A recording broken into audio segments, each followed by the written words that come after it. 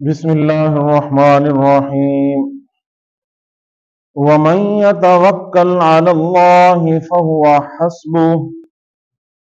سورۃ الطلاق 28واں پارہ۔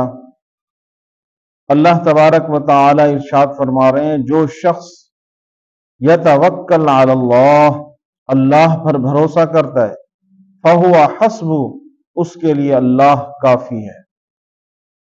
اس آیت مبارکہ کے اندر اللہ تبارک و تعالی انسان کو بتا رہے ہیں کہ اگر تو مجھ پر بھروسہ کرتا ہے، میرے اوپر تجھے پکا بھروسہ ہے، تو فتوکل علی اللہ فہو حسبہ، تو اللہ کے اوپر پکا بھروسہ کر، اللہ تجھے کسی کام کے اندر تنہا اور اکیلا نہیں چھوڑے گا۔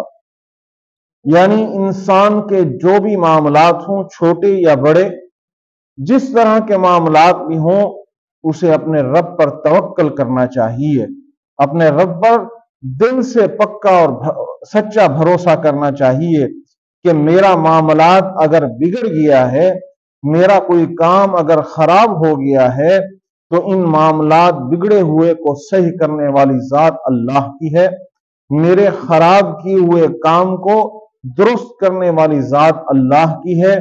اب مجھ پر کوئی پریشانی یا کوئی مسائل آ چکے ہیں، تو ان کو ختم کرنے والی ذات اللہ کی ہے۔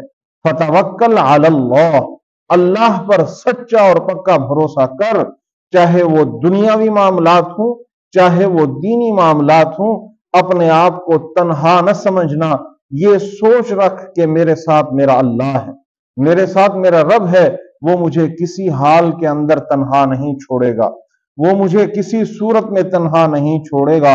آپ نے ایک مثال سنی ہے، اکثر علماء بیان کرتے ہیں کہ ایک انسان دریا کے کنارے کے اوپر یا سنم کی صدائیں لگاتا رہا ساری زندگی، غلطی سے اس کی زبان پھسلتی ہے اور منہ سے نکلتا ہے یا صمد، اور فوراً اسے آواز آتی ہے، مانگ میرا بندہ کیا مانگتا ہے۔